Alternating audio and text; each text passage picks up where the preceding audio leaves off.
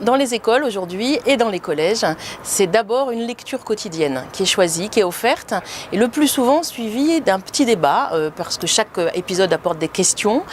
Donc les élèves débattent entre eux sur le principe de la médiation culturelle proposée par Serge Boimard.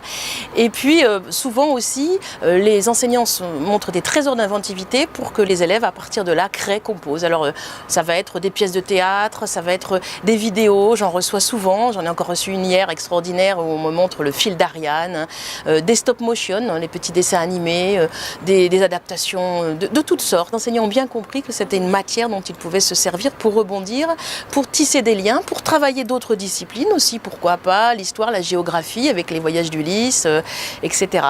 Donc c'est une matière qui est reçue comme telle bien au-delà des questions simplement de civilisation grecque. Ça crée essentiellement de la cohésion dans le groupe, ça produit ce patrimoine commun à tous les élèves. Ça embarque, et ça les enseignants ont très bien compris, les élèves les plus brillants et les élèves les plus en difficulté sur le même bateau. Et c'est toute cette richesse-là dont vraiment, alors là moi je salue encore les prescripteurs pour avoir compris intelligemment, finement ce qu'ils pouvaient faire avec cette proposition de ces feuilletons mythologiques. Ces textes sont d'une actualité brûlante, tout simplement parce que d'abord ils portent bien toutes les questions existentielles. Pourquoi la vie, pourquoi la mort, pourquoi le bien, pourquoi le mal, toutes les questions que tout le monde se pose, à tout âge, y compris les plus petits. Et puis aussi la famille des dieux et les héros, ils font que se retrouver finalement face à une famille recomposée drôlement compliquée. Donc en fait il y a déjà tout ça qui rejoint tout le monde.